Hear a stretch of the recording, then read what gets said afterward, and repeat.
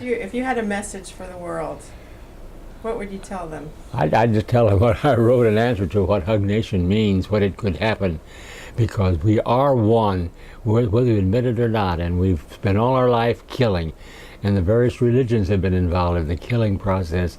From Constantine on, the church turned from being a peace church, because Jesus had said, "Blessed are the peacemakers, for they're the children of God."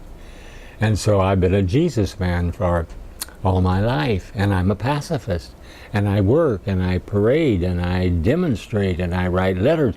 The weight of my life, which is now in the late afternoon, probably early evening, has counted for peace. And so I give money, and I demonstrate, and I write letters, and I pray every day. There's one scripture that says that the Creator wondered that there was no intercessors. So I try to intercede and pray, because I have learned that I don't understand prayer, but I know what it means.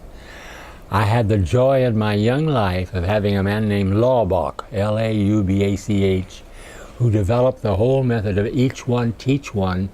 And I've seen him happen in Haiti, I've seen it happen in other countries.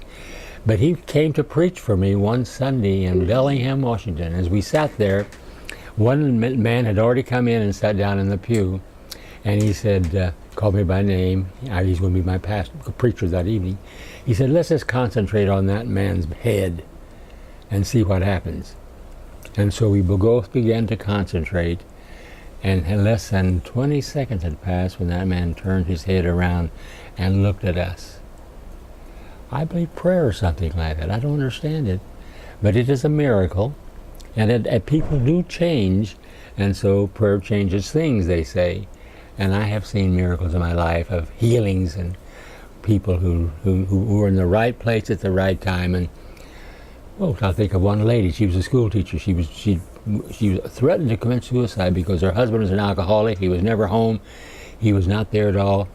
And I gave her some blood in Bellingham. And when I went in to see her, the family was all around. They were all crying. The doctor said her intestines are stuck together. She's going to die. And they were crying, and I went in and knelt by the bed, and she turned her head and she said, "Thanks for the blood." And for some reason I said, "But I wish I could give you more than blood. I wish I could give you hope and faith and healing." And reached over and touched her. The next morning when the doctor came in, he said those intestines miraculously had separated and she continued to live. So we went out and she got a divorce from her alcoholic husband, and she began to build her life anew. That's a miracle. Miracle. I can't explain it. I don't understand it. And I think the greatest things in life can never be explained. They can only be felt. I know something happened to her. Something happened to me. That's it. That's beautiful. Well, it's my life. My life. You're welcome.